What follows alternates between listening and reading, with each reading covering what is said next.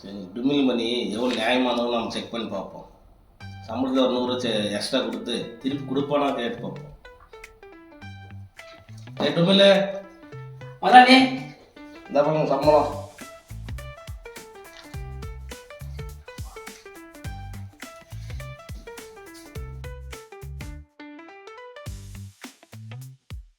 வரட்டும், 100 ரூபாய்க்கு சம்பளம் கம்மியாக கொடுக்குறேன்.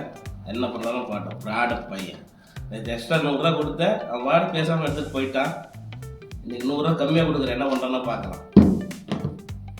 டுமில், ஐயா முதலாளி. தப்பா இன்னைக்கு சம்பளம்.